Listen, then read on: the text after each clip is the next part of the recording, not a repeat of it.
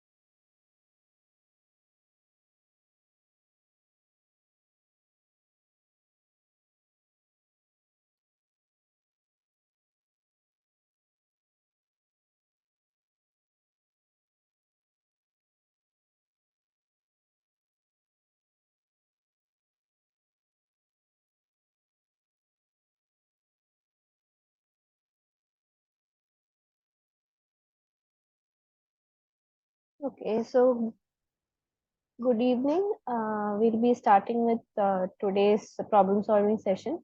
And Today's problem solving session is going to be on the week 8 lectures assignment problems that will help you solve the assignment problems, give you an idea to help with the assignment. And it is covering some topics in the water distribution system that involves some basic concepts of the water distribution system. Then about water distribution network and analyzing water distribution networks and some problems related to pipe flow and water distribution networks. So we'll move on to the questions.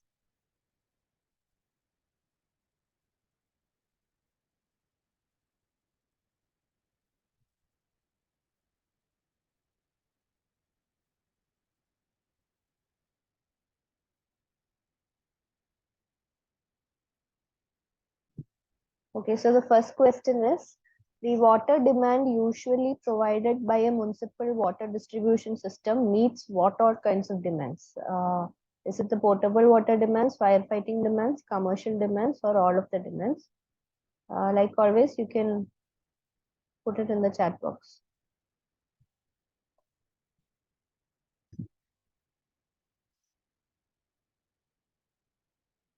Yes, I mean, just the three of you, so you can put in your answers in the chat box, and then we can go to the further discussion of the solution.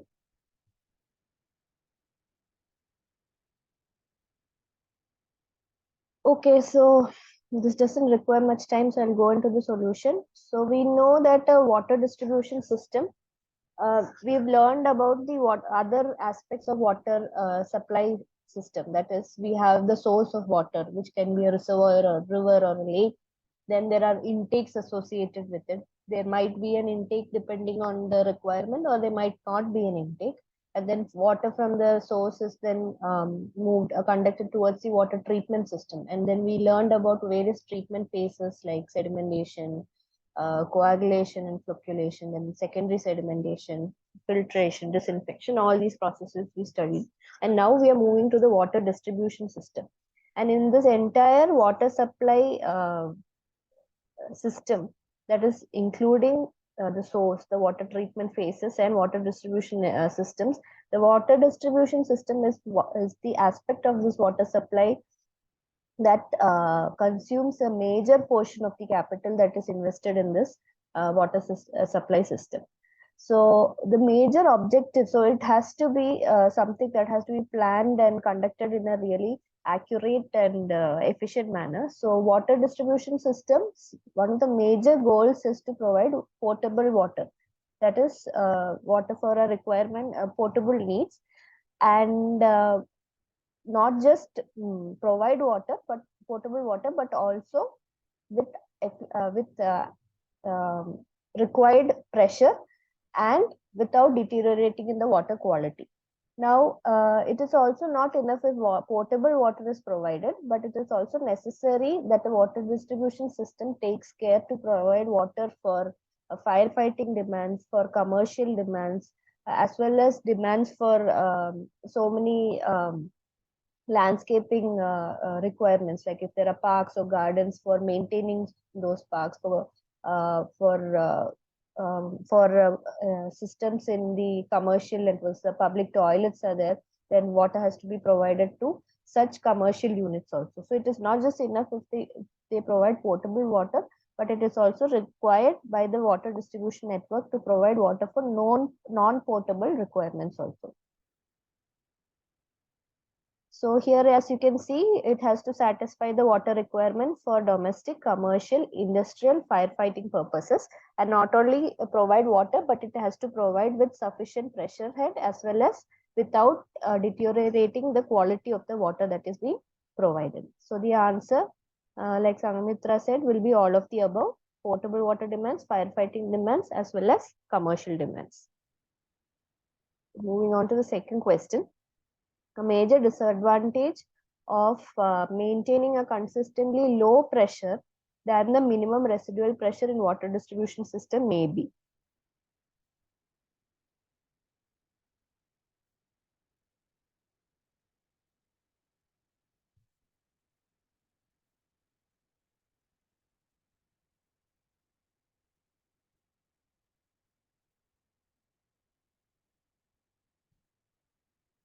So if the water provided uh, is having a very low pressure, then the required minimum residual pressure, we'll go into what minimum residual pressure is. What might be the problem? I mean, you can actually analyze the options and put in the answer. Even if you are not very familiar with the technical terms, what will happen if the water we obtained is in very low pressure? I mean, what are the problems that what are the consequences in terms of the distribution network that can come due to a low pressure in the water provided? Okay, Kiran, Alex. Yes, it's quite obvious. If water provided is consistently in a low pressure, then there will be requirement of pumping systems to increase the pressure to the required pressure. So we'll just go through what this minimum residual pressure is. So when the distribution networks, like I said, it's a very important part of the water supply system. It has to be designed very accurately or to the maximum efficiency. So there is always a design pressure, that is, after doing all the analysis at each point, what is the amount of pressure with which the water has to be provided is known, and that design pressure is called the minimum residual pressure. That is a sufficient pressure, a design pressure that is required to be fulfilled when we are designing the components of the water distribution network. It is also called minimum pressure head. Now, this is the apt pressure with which water has to be provided. Suppose the pressure is going to be low, then you will have to obviously support the pressure or compensate for the excess pressure by adding additional pumping systems, which is going to increase the cost in whatever was supposed to happen. Now, not only that, if this low pressure is coming, then it is difficult for people living in higher floors to obtain the water. So definitely there has to be a pumping system, which is again going to make it a little more costly.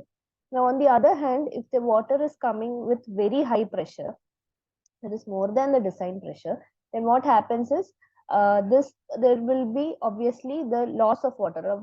Lots of water will be lost. This is going to increase the water bills. Not only that, when water is going through these design network, through these pipelines, through these joints, in a pressure that is more than what it has been designed for, it is definitely going to cause damages to the joints, damages to the valves, damages to the pipes, etc. So it is the most efficient system is to this for the network to fulfill is providing water in the design pressure, which is also called the minimum residual pressure or minimum pressure head. Like you had said, it will if it is low pressure, we'll need for additional pumping arrangements at households with high flows, and if it is high pressure, then you will have there will be situations with higher water bills and water losses, and also the supply lines and joints will be damaged if the pressure with which water is coming through these pipelines are higher than the design pressure. So the answer for this question is option C. Now, which of the following statements are true regarding different types of distribution systems? So if you go through this question, there you can see three types of distribution systems are provided: gravity based water distribution system, pump based water distribution system, combined gravity and pump systems. So the first statement, they are saying that gravity based water distribution system are typically economical as they completely eliminate pumping requirements. In the second statement, they are saying the pumping based water distribution system, high lift pumps are provided for forcing water into the water mains, and they're generally more economical, reliable, and require less maintenance. And combined gravity and pump systems, they are more reliable as water is available even during failure of pump and power. Out of these three statements, which all statements are true is the question. Is it option A, B, C, or D?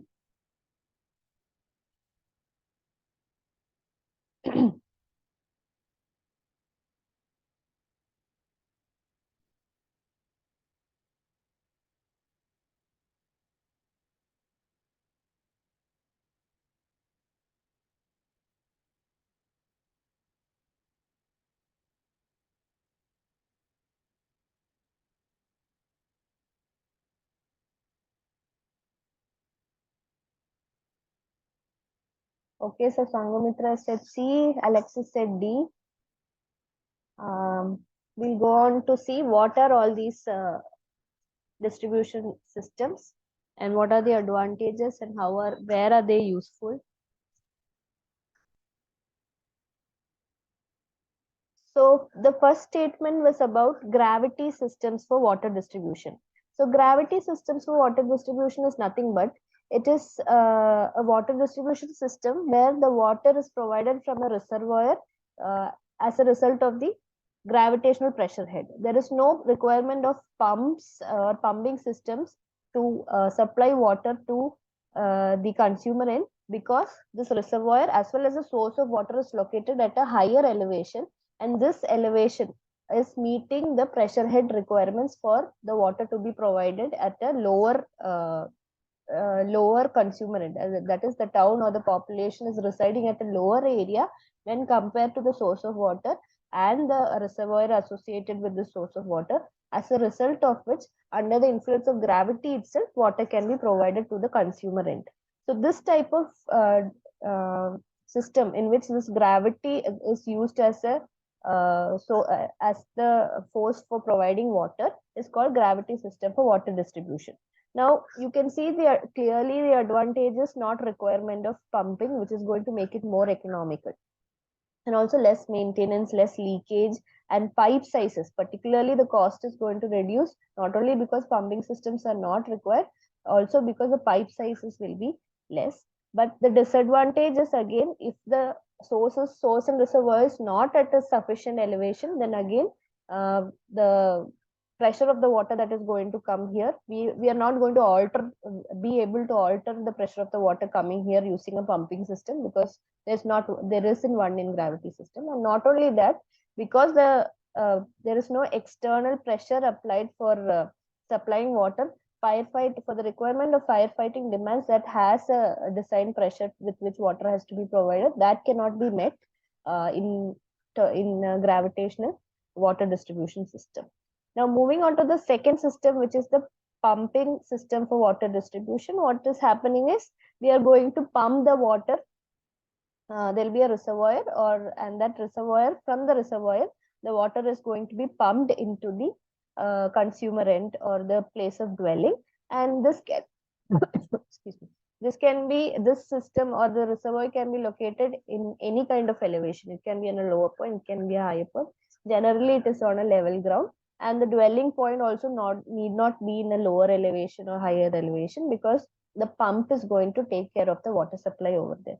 Again, apart from the fact that the cost is going to be high, and then again there might be losses and wastages where if the pressure increases, or again insufficient pressure, all these issues can arise with the pumping system. The advantage of this is its ability to provide water for other requirements like fire demands and all. And like I said, it is it is suitable for all kinds of topography. In case of a gravity system, the dwelling point or the consumer end should definitely be at a lower point, and the source in the reservoir has to be at a higher point. Only then that gravity water distribution system will function. However, there's a third type of system which is called a combined gravity and pump system, in which the pump is used to pump water into an elevated storage reservoir from the source. So when the reservoir is at a very elevated height, that height is going to, or that pressure head is going to be met by the elevation of this reservoir, and it is going to provide the water at the distribution end, that is at the dwelling point. It is going to provide water with the help of gravity, but water is going to be pumped into the reservoir using a pumping station. So compared to the pumping system, this system is more economical because pumping is not required for supplying water to the consumer end. And again, when a service reservoir, like we had learned in the earlier classes, early problem solving sessions and lectures, we have learned that when a service reservoir is made or designed, it is meeting the requirement of fire demands also. It is also meeting the balancing if the water level is reducing or increasing. There's a balancing storage also provided in this service reservoirs. So the fire demand and other requirement apart from the potable water is also being met using this system.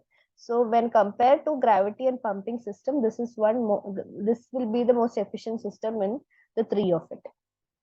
So here the question was which statement is true, and in the second statement they are saying that pump based water distribution system is more economical and requires less maintenance, which is not true.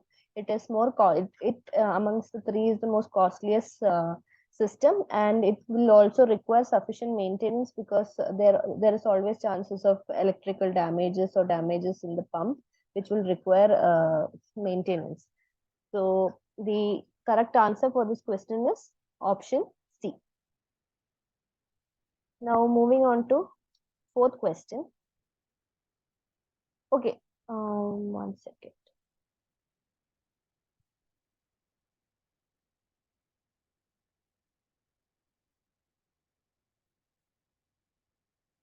Okay, sorry, the question number is wrong. Yes.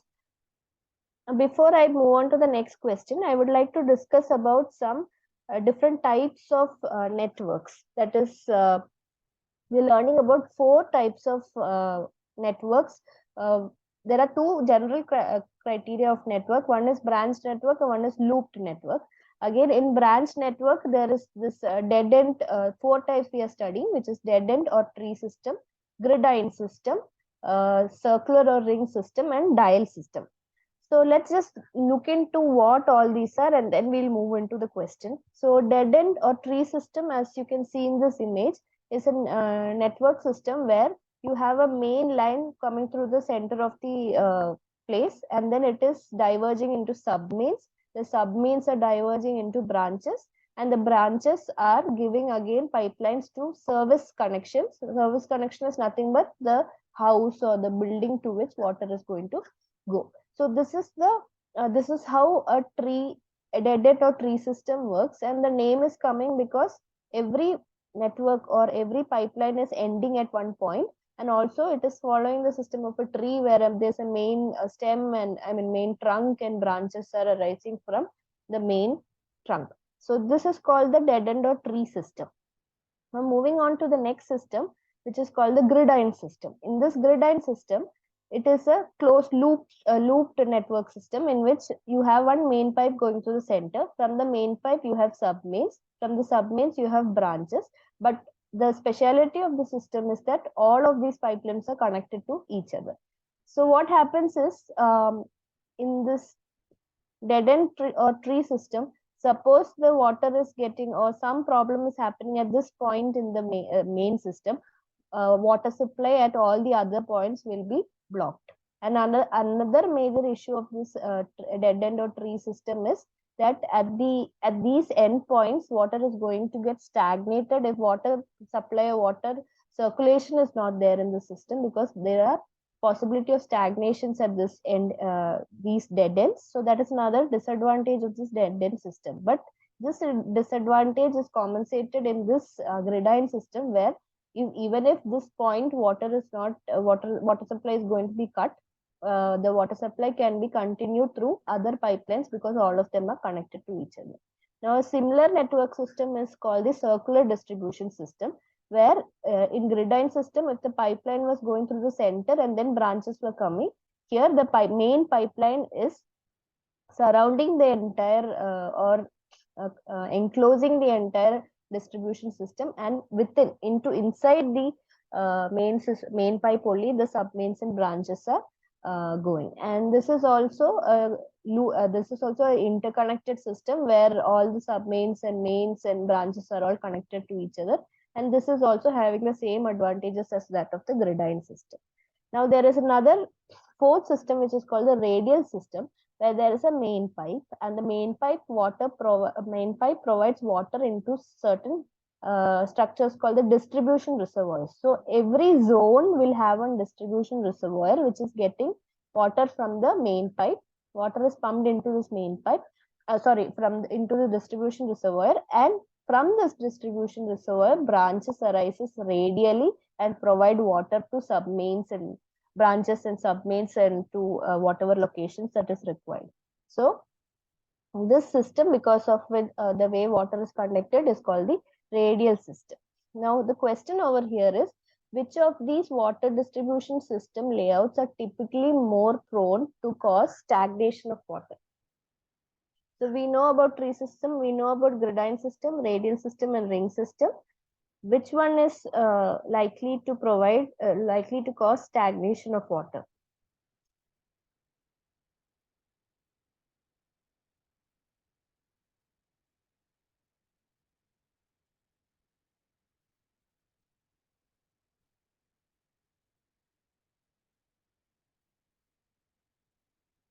So Sangamitra and Mujahida, right?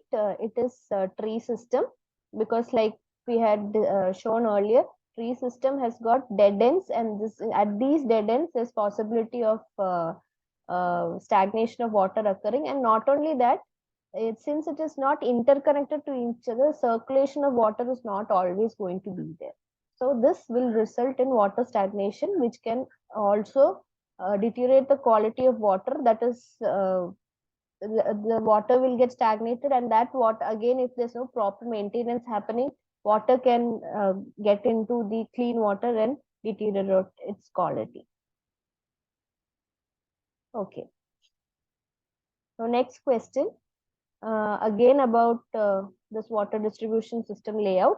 A typical advantage of the radial type of water distribution system layout: calculation of pipe sizes are easy, head loss is smaller due to quick discharge, high velocity and high pressure in the system are achievable, or is it all of the above?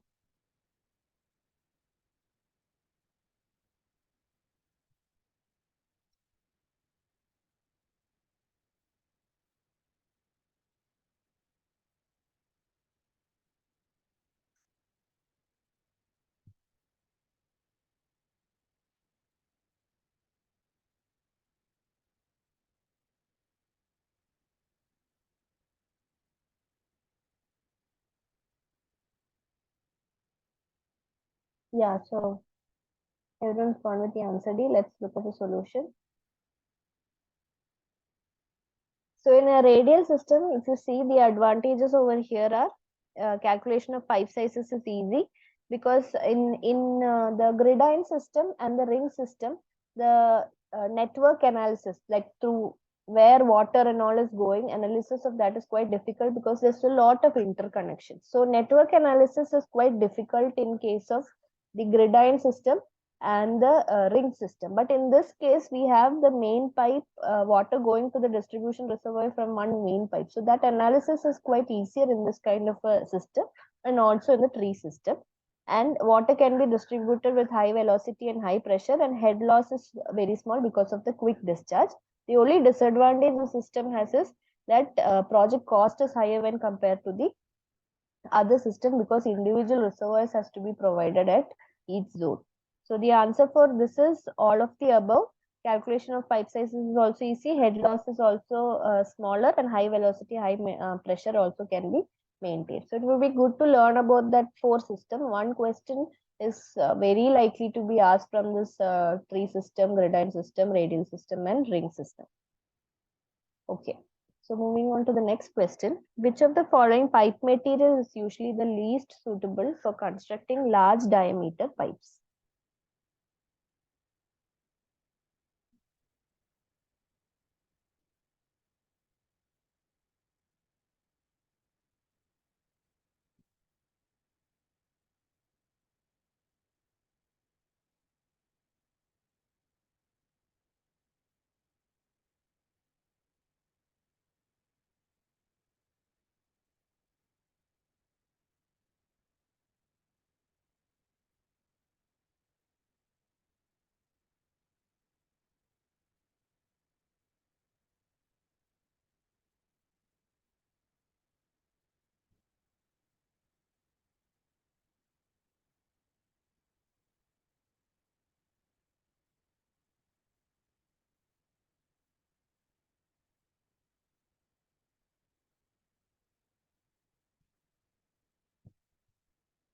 Okay, so I've got some answers over here, which is C. Okay, let's see which all pipes are used for what. So there are various pipe materials that are used usually in a distribution network. Some of the common materials are iron pipes, asbestos pipes, PVC. One type of PVC pipe, which is unplasticized PVC pipes, and another called medium density polyethylene. And there are also other pipe materials that are used for specific uses. So if you see here, the four that have been mentioned here is steel pipe with a protective epoxy coating, welded stainless steel pipes, glass reinforced plastic pipes, and pre-stressed concrete pipes. And apart from the welded stainless steel pipes, the remaining three, steel pipes, glass reinforced plastic pipes, and pre-stressed concrete pipes, are used for large diameter pipes. The first one for underground pipelines, and the third one for pipe, is also used for pipe renovation work. And welded stainless steel pipes are used for internal pipe work, that is inside, if it is inside a building or inside a house, then these pipelines are used. So the question was,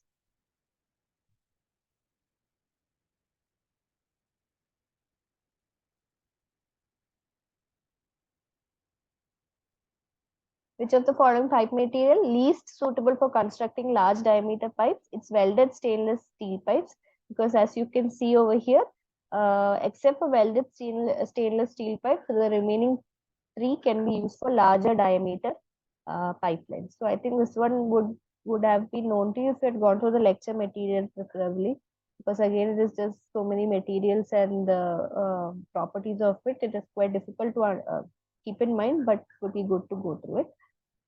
Moving on to the next question. The major loss in a water carrying pipe is caused by. This is one important part in this water distribution network. And the following slides would be problems related to this and more questions related to this. So one of the major losses in water carrying pipe is caused by.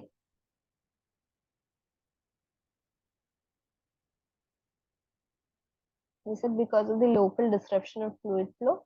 Is it because of the friction between the moving water and pipe wall? Both A and B, or none of the above?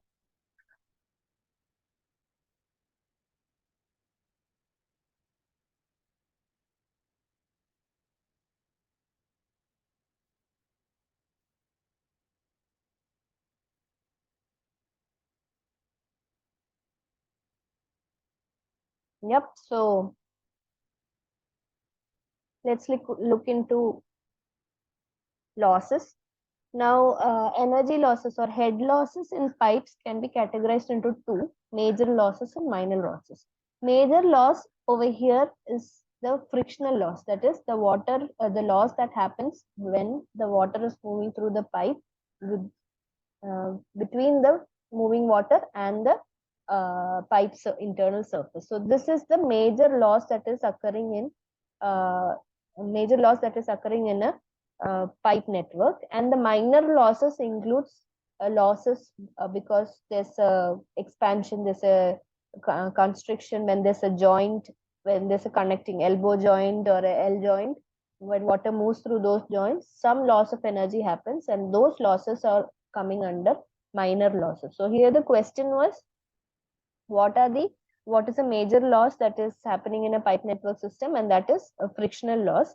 Frictional major losses are also called frictional losses, and it is calculated by the help of two very common equation, Darcy-Weisbach's equation and Hazen-Williams equation. And frictional loss, that is a major loss, is more prominent in long pipes, because long distances of water is moving, the losses tends to be higher. In short pipes, minor losses are more dominant. And also in many cases, we tend to neglect the minor losses because it is not so much. Now, for the answer for this question would be, the major loss would be friction between the moving water and pipe wall, which is a frictional loss.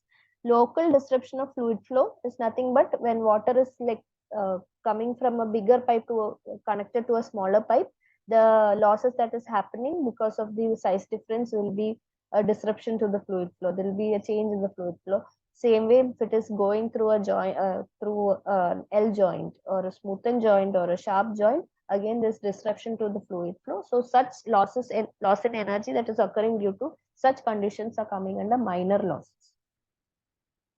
Now, like I said, now major losses are computed with the help of two common equation, Darcy-Weisbach's Darcy-Weisbach's equation and Hazen-Williams equation. In Darcy-Weisbach equation, there's a factor that is accounting for the friction with friction factor, which is lambda. What is lambda function of? Is it the Reynolds number and relative pipe roughness, or is it Reynolds number and absolute pipe roughness, relative pipe roughness and pipe diameter, or is it pipe diameter and Reynolds number?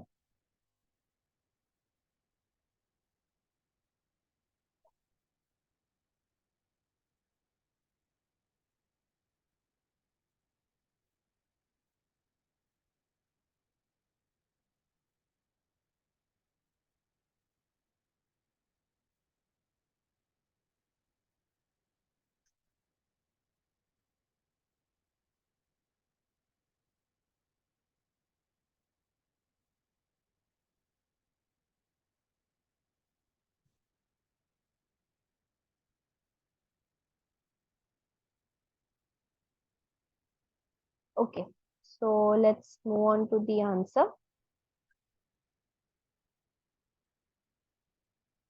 So like I said, there are two equations. One is Darcy-Weisbach equation and another one is the Hazen-Williams equation. So let's look into what is Darcy-Weisbach equation, because the question is on Darcy-Weisbach equation. So Darcy-Weisbach equation is giving us a formula for computing the head loss due to friction, and that is given by this formula, lambda LV square by 2GD. Certain times we also use the symbol F, FLV square by 2GD, and this is the Darcy-Weisbach's equation. So in Darcy-Weisbach's equation, it is a function of the Reynolds number, which is defining whether the flow is laminar, turbulent, or it's transitional. And it is given by the Moody diagram, which is a graph between the friction factor, Reynolds number, friction factor, and the relative pipe roughness. Now, relative pipe roughness is nothing but it is the ratio between the absolute pipe roughness and the diameter. So here, some important things that we need to remember is the formula FLV square by 2GD or lambda LV square by 2GD. Lambda is a friction factor, which is a function of the Reynolds number, relative roughness of the pipe, and Reynolds number and relative pipe roughness, and it is given by this formula. I mean, head loss due to frictional losses is given by this formula FLV square by 2GD, where L is the length of the pipe, V is the velocity of water that is flowing through the pipe, D is the diameter of the pipe.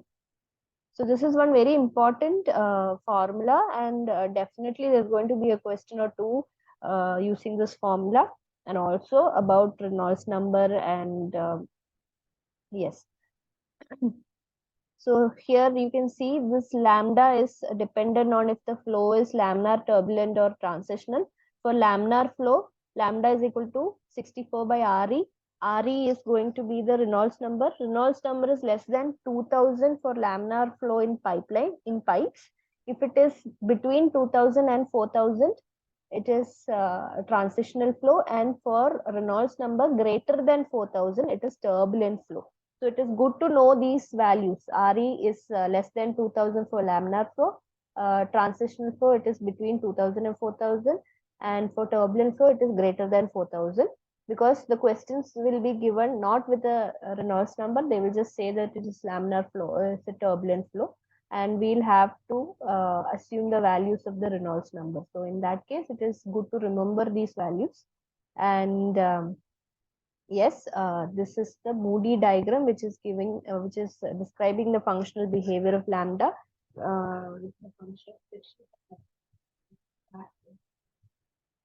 Reynolds number and relative pipe roughness. So here, the answer for this question is Darcy-Weisbach friction factor is a function of Reynolds number and relative pipe roughness. Moving on to the next question. Now we are talking about Hazen-Williams coefficient.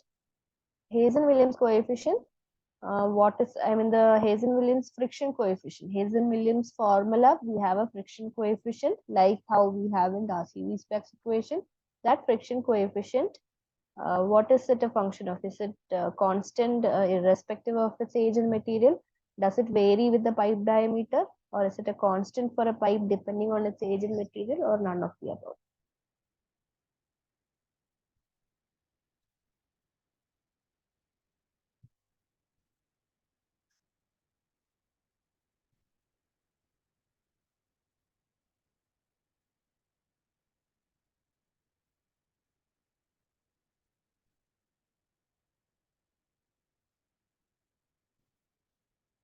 So I don't see any answers, so I'll move on to the explanation.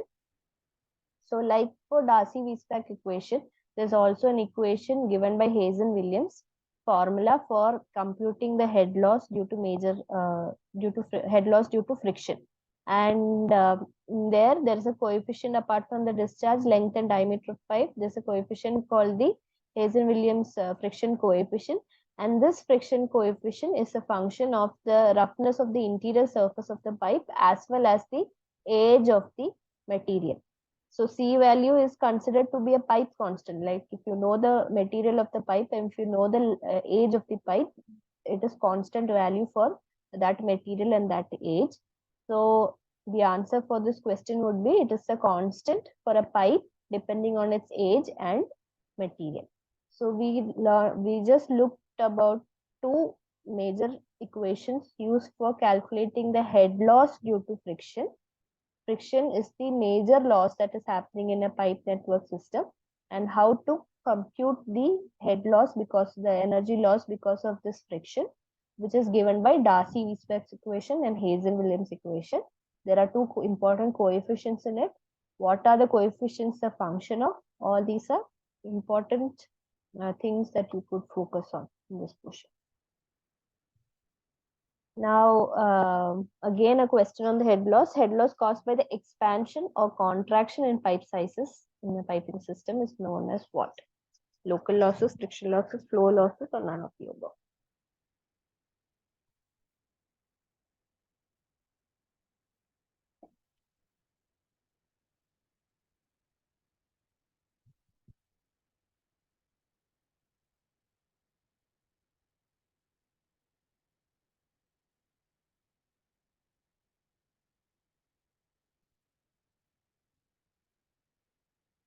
Okay.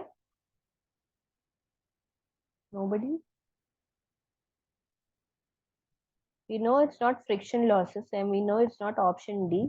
So obviously the confusion is going to be between local losses and flow losses.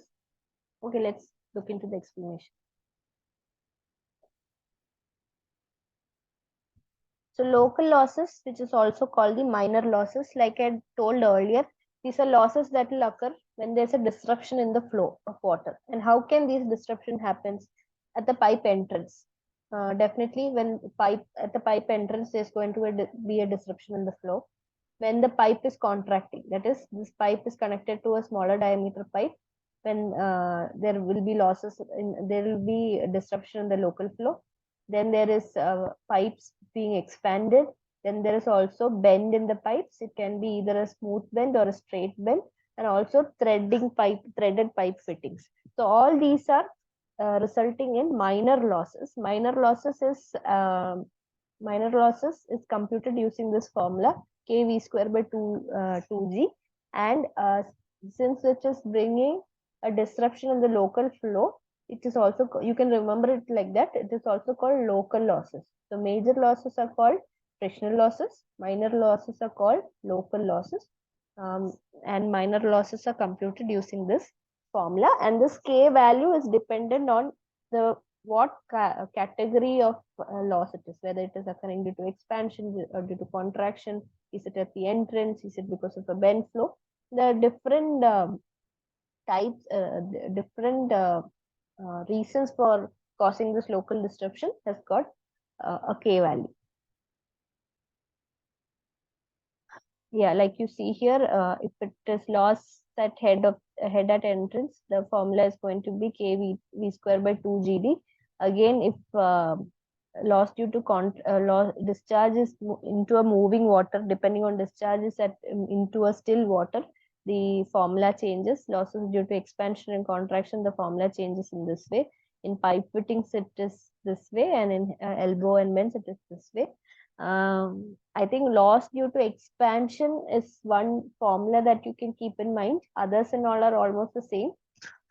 They'll give a k value. They might give the velocity at the two ends and ask you to compute the minor losses. Other than that, most of the formulas have got kv square by 2g only. Next question. Oh yeah, so the answer for this question is local losses. So the two types of losses are major or frictional losses, minor or local loss. So we move on to the some numerical problems. So here you have been asked to find out the equivalent diameter of the piping system consisting of 3 pipes that are connected in series. The length of the individual pipes are provided and the individual diameters are also provided. Now, before I move on to I mean, you can actually use the explanation and the formulas to calculate this. So what are equivalent pipes? Equivalent pipes are nothing but if there are different pipes that are connecting of different sizes, different diameter and different length, then hypothetically, if one single pipe has to carry the water with this particular discharge with the same roughness and the same pressure, what is the pipe diameter that we'll have to provide is called the equivalent pipe diameter or equivalent pipe size. Now, if pipes are connected in series, that is one after the other along a single line, then the head loss is going to be the sum of all the head losses in each of these different 3 types of pipe or 4 types of pipe, that pipes connected in series. But the discharge is going to be equal in all of these pipes, and it will be calculated using the Darcy-Weisbach's equation in this way. The head loss is going to be the sum of 8 FLQ square by pi square GD, where L is going to change depending upon the length of each pipe. D is also going to be the diameter of each pipe, and the sum of all of this together is going to give us a head loss. Now, equivalent pipe diameter can be computed using this formula, which is summation I is equal to 1 to n, that is sum of all the lengths of the pipe divided by L, length of the pipe divided by D to the power 5, the whole to the power 0.2. This is the formula for computing the equivalent diameter of the pipe. So using this formula, you can calculate the equivalent diameter of the pipe, and using this formula you can calculate the head loss that is occurring in this entire series of pipes that are connected in series. Another important thing is head loss is going to be the sum of head losses in all of these pipes, but the discharge is going to be the same in all of these pipes. So for pipes in parallel, we saw in pipes in series, we saw that the head loss is equal to the sum of all the head losses, but in parallel, that is one pipe is coming on top of the other. In this sort of a connection is called a parallel connection, and both the discharges are occurring at the same time. In such cases, the head loss is going to be equal in all the in both the pipes connected in parallels, and the discharge is going to be the total of this discharge going through each pipe. The discharge is computed using this formula that is provided here, and the equivalent pipe is equivalent pipe diameter is computed using this formula.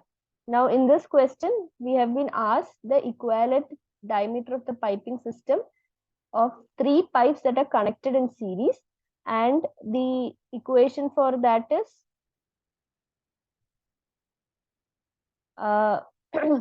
Li sigma Li. You can use this formula, do the computation, and provide give me the answer. It's there provided in the slide.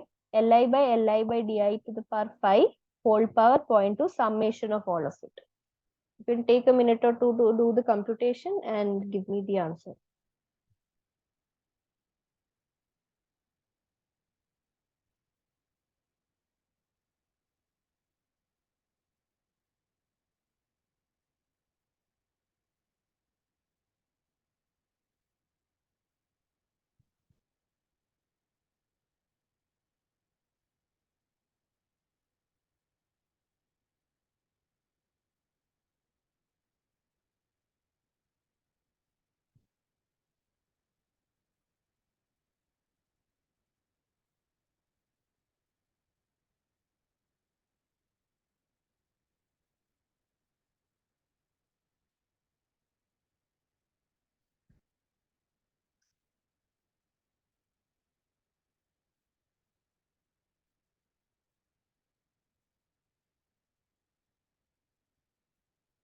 I hope all of you are trying. It's a very basic arithmetical calculation if you know the formula. So all of you can try the.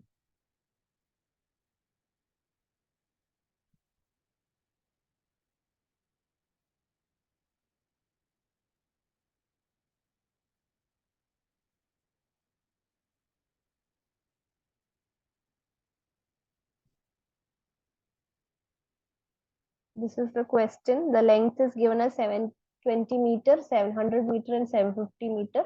And the diameters of each pipe is given as 550, 700, and 850 mm. Using the formula, sigma I is equal to 1 to n Li by sigma I is equal to 1 to n Li by di to the power 5, the whole power 0.2. You can find out the answer for this equivalent diameter of the pipe.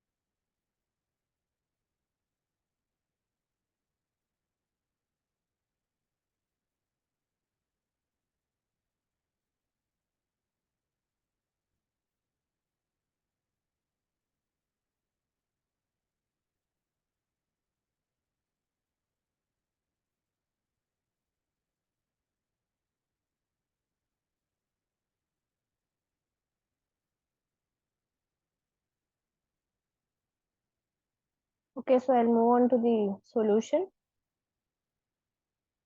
So here we have been given the lengths of the pipes connected in series and the diameter of the pipe.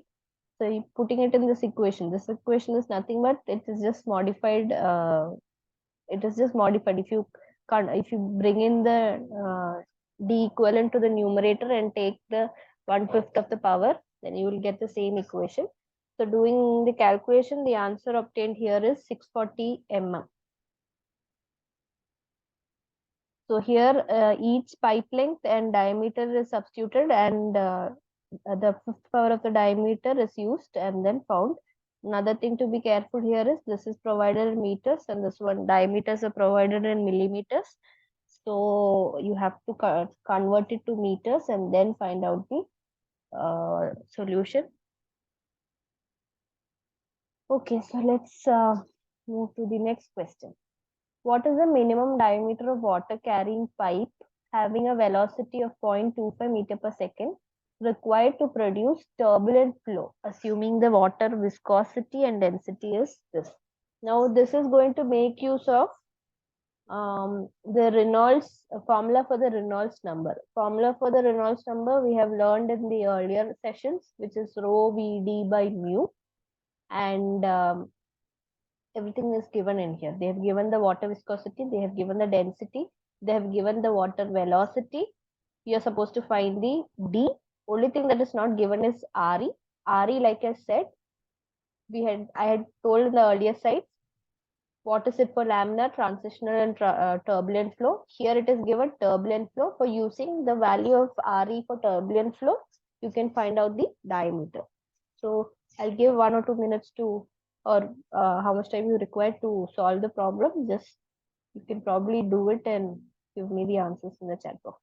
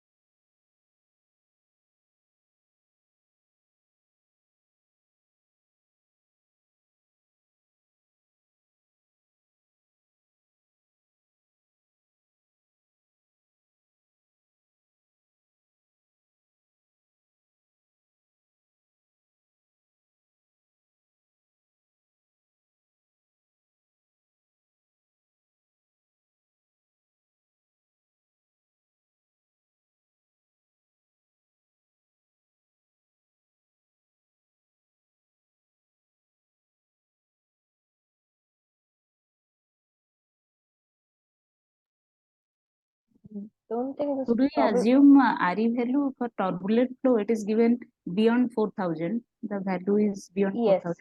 So So in any that, value. what you do is, yeah, actually, logically speaking, any value between 4,000, but we don't know a limit 4,000 to what. So what you'll do is, just the flow is just turbulent, okay? You can assume R is equal to 4,000 and do the computation. Okay.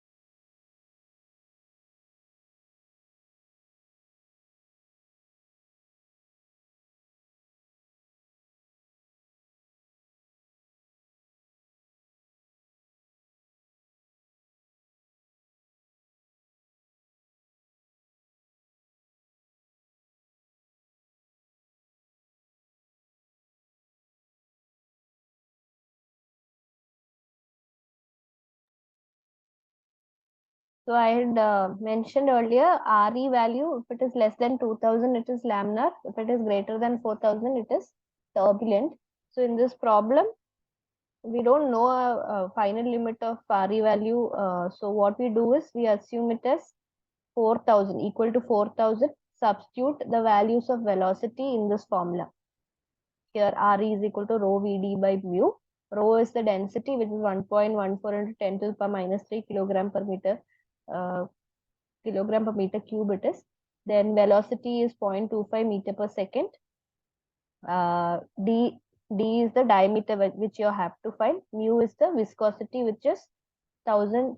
Sorry, viscosity is 1.14. Sorry, 1.14 into 10 to the power minus 3 kilonewton per meter cube.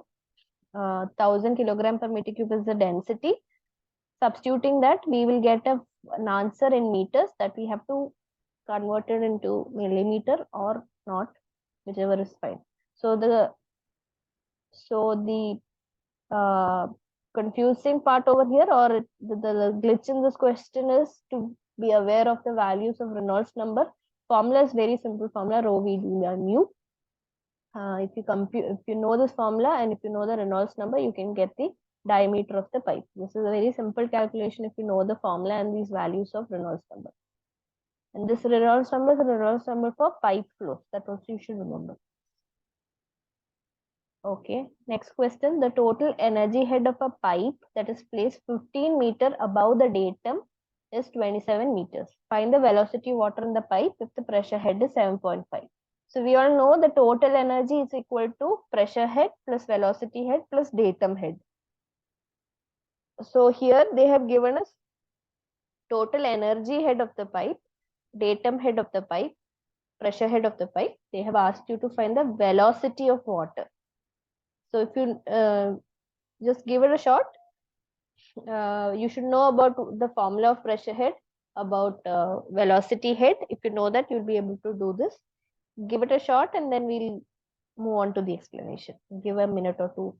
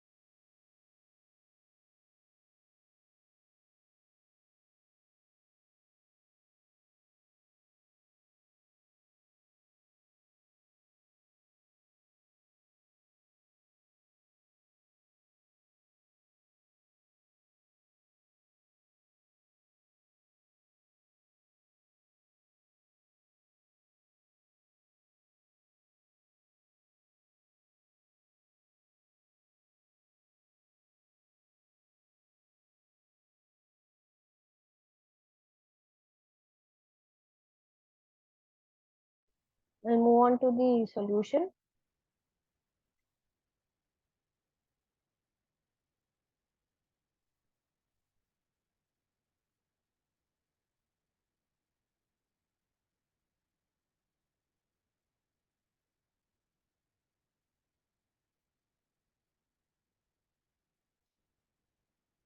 Yeah, so like I said, datum head is given, pressure head is given, total energy head is also given. So total energy is equal to datum head plus pressure head plus velocity head. Datum head is nothing but the height from the datum. Pressure head is equal to P by gamma or P by rho g, and velocity head is given by V square by 2g.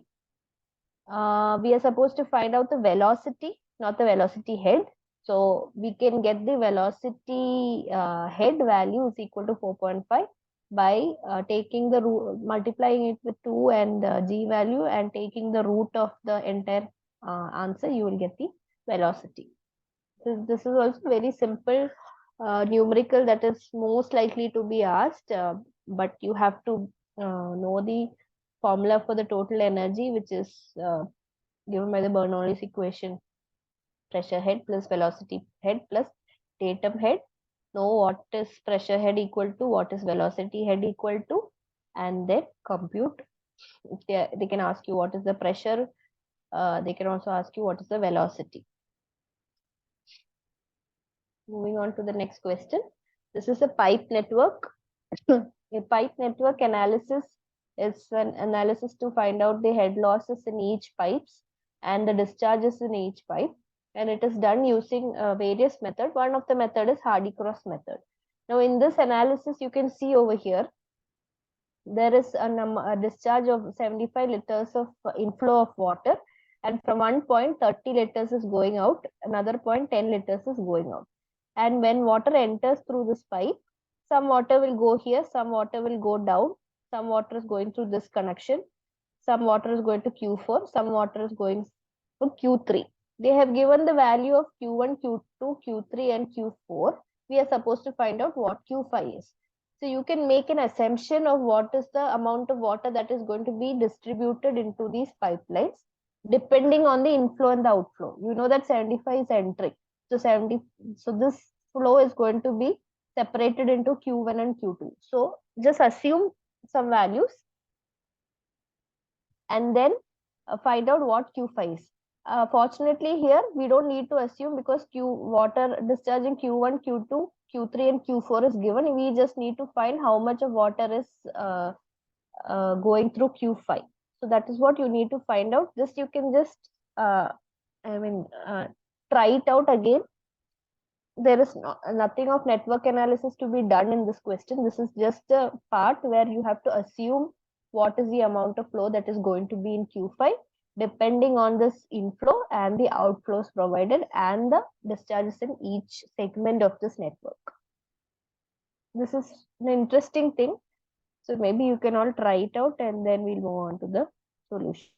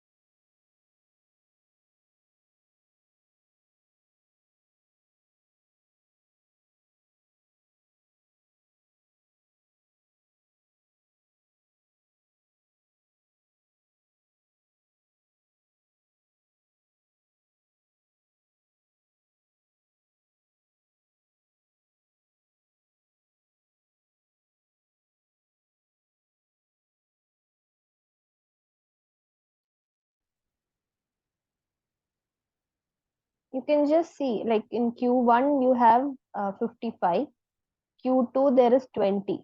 So 75 is equal, 75 is being divided into 55 and 20. Now water 55 is going to flow and some of it is going into Q5, some of it is going into Q4. Q4 is being given as 35 and Q3 is given as 10. So what is the probability of the amount of water that is going to be in Q5 and what is the flow rate going to be in Q5? You can just try it out and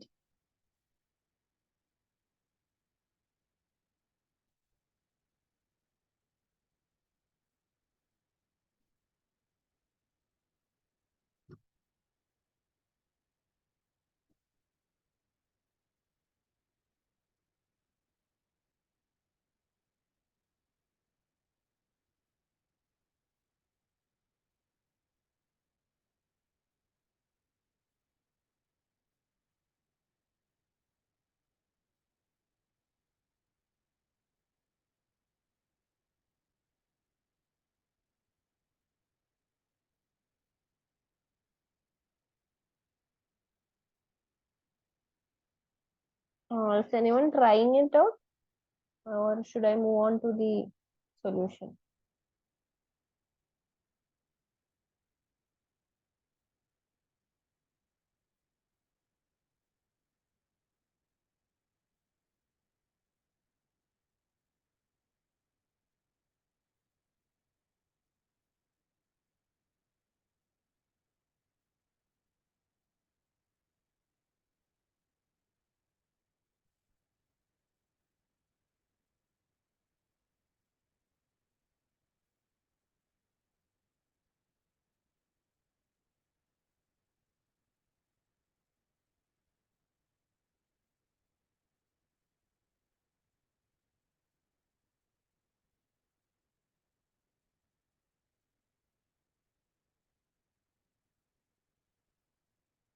Yes, so I think I'll move to the solution.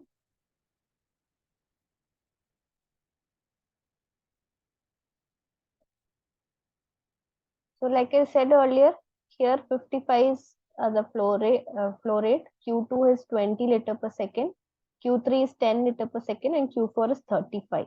So if you see 75 is being segregated, 75 is getting separated into 55 liters per second through Q1 and 20 liters per second through Q2. Now this 55 liters is 35 is going here. So an assumption would be 20 liters per second is going through Q5. So the answer will be 20 liters per second. Now this step is one where we are making some initial assumptions of water through each pipe. Now Hardy-Cross method does what is it calculates the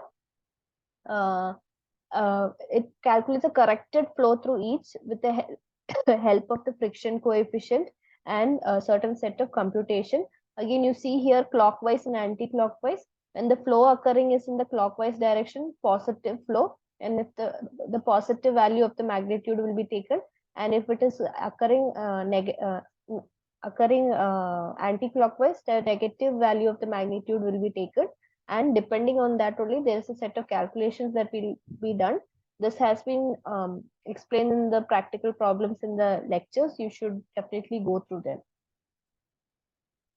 Another question, match the list 1, which is the distribution system, and the characteristics of the distribution system in list 2.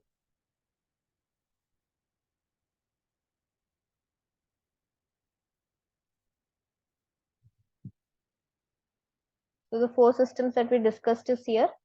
You're supposed to match it with the characteristics, which is going along with the rest of it.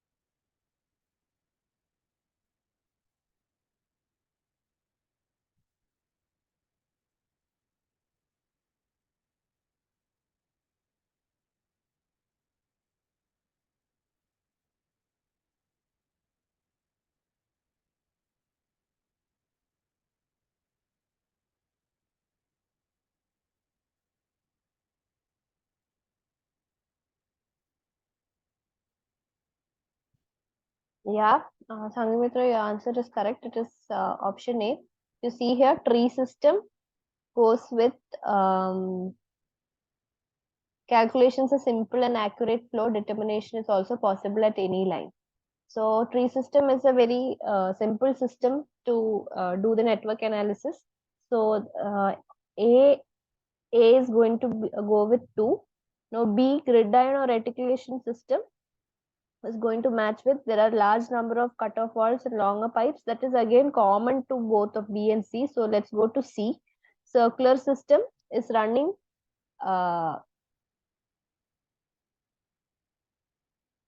main lines are laid along the periphery covering the entire area. That is a feature of the circular system. So it is C1 and D for radial system. is from center to periphery. So A2, C1, D4. And so the option A will be the best suited for this question. Okay, so moving on to the next question.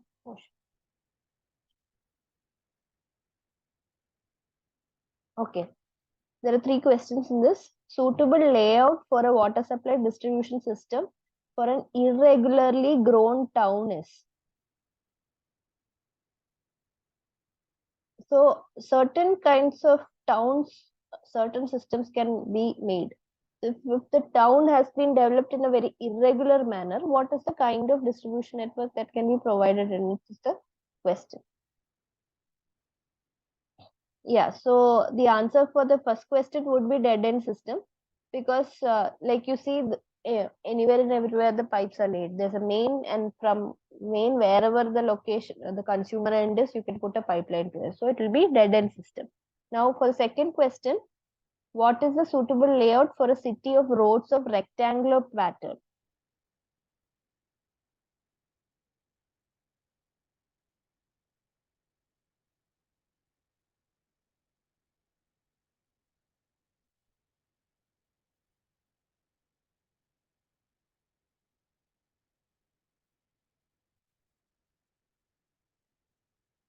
Right, it's a gradient system.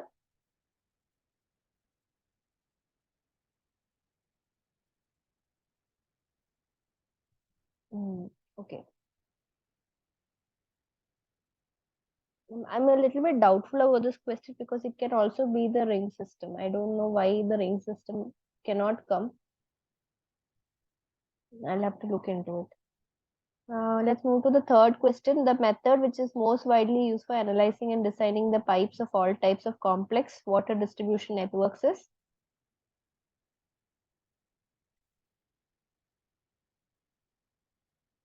Correct. We learned about Hardy-Cross method. The other 2 methods are also water distribution network analysis methods, equivalent pipe method and circle method. But the most commonly used one is Hardy-Cross method, and I think we are learning about that only. So the answers are like you said.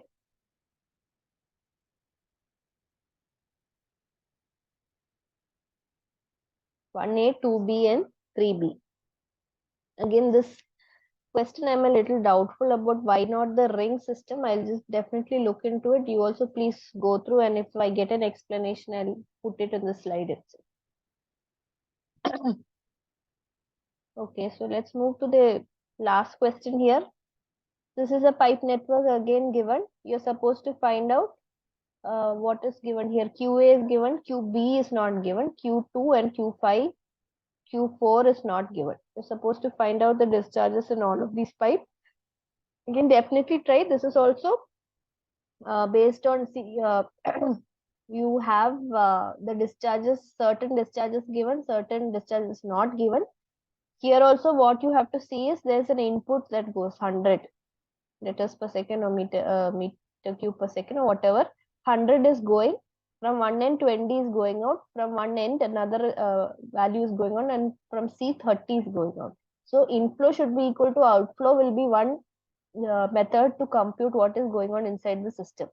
Whatever is going inside should go outside. So find the value of B by just, you can calculate inflow minus outflow. And within this, the Q4 and Q2 value, like how we had done in the previous problem, how explanation, if you got it, maybe you can try it out in here and get the answer.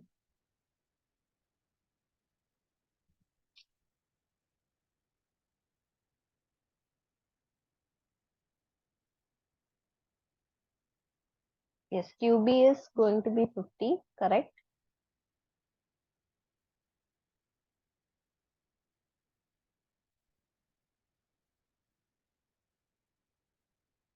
Need to find Q2, Q4 and Q5.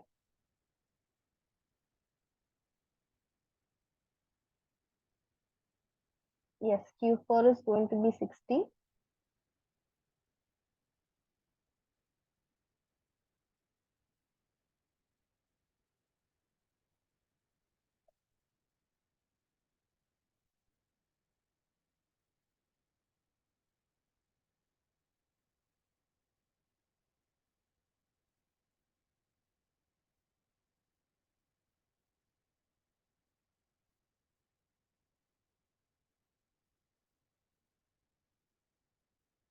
So if from that 60, you can see it is going to go up and 20 is going here and Q1 30 is going. What can be for Q5?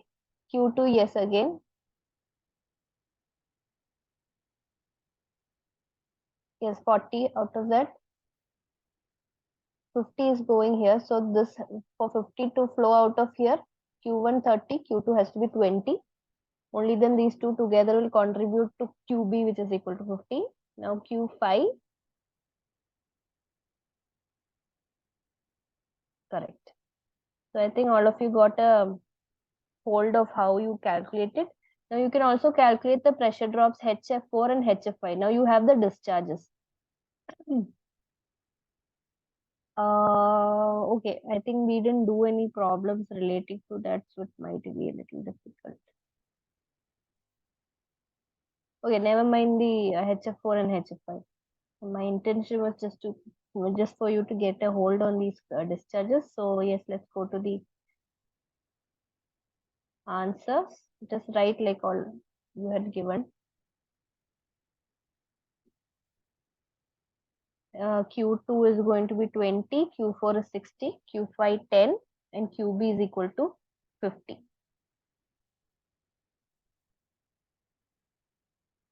Okay, so that will be the end of this session for today. If you have any doubts, you can ask, or we'll end the session in case you don't have any doubts.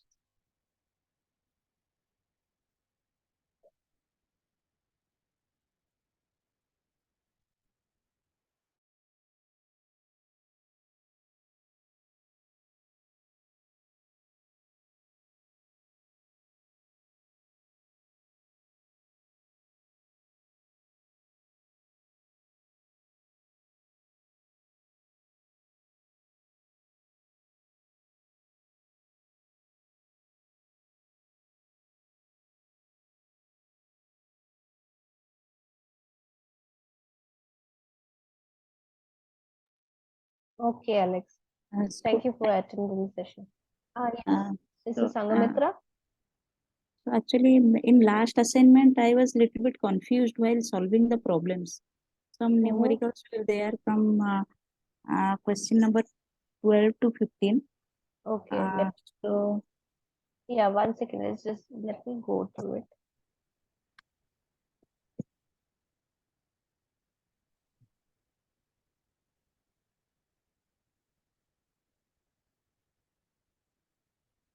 Just hold on some minutes. My network is a bit slow. So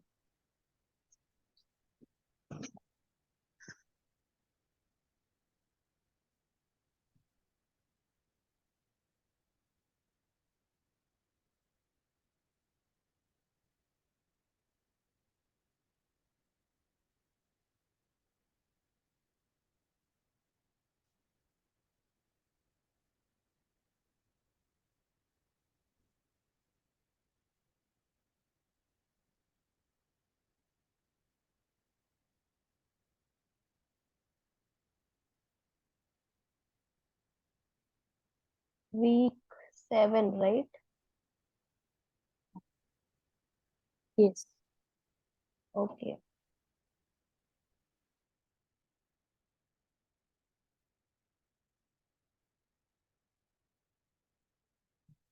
Yes. Yeah. Tell me what was the problem here?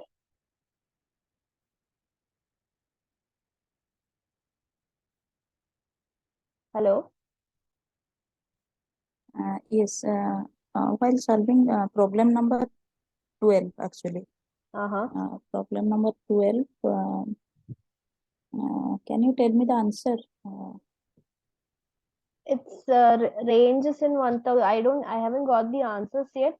They've provided the accepted. What is the answer that you're getting? 1200 and 1250? It is 1200. I got actually 1221. Okay, that's fine. That's fine. Okay. Okay.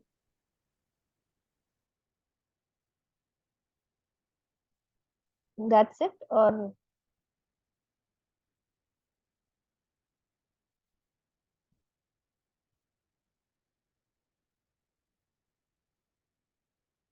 Okay, we can discuss after getting the solution. Actually, I have solved, but I'm little bit confused whether I have proceeded in right way or not.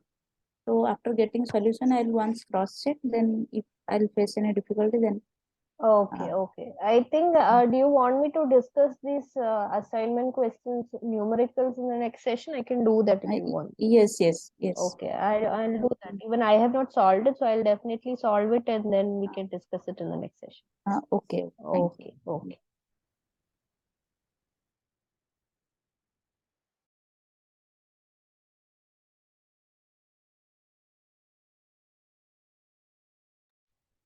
Kiran and Mujahid, do you have any doubts?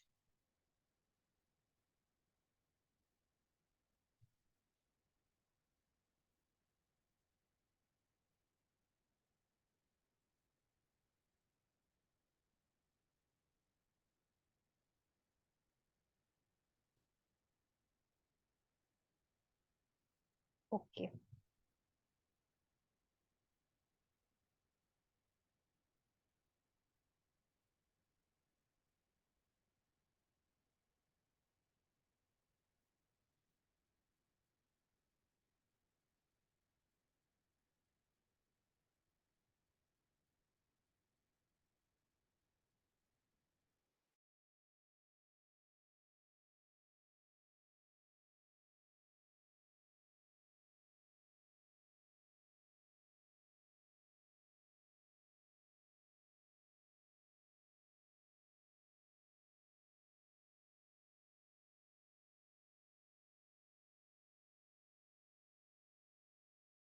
Hi, Kiran, do you have any doubt?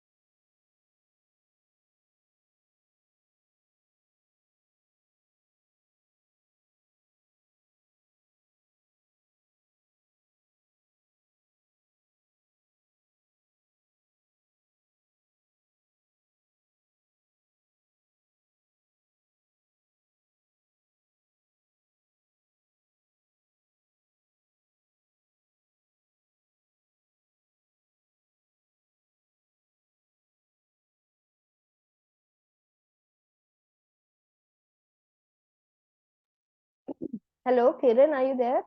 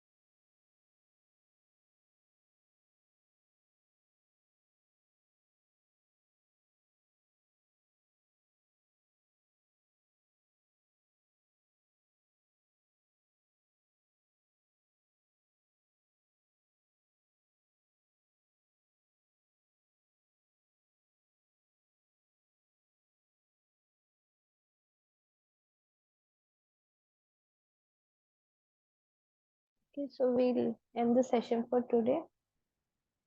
Everybody have a good weekend. Thank you. Bye bye.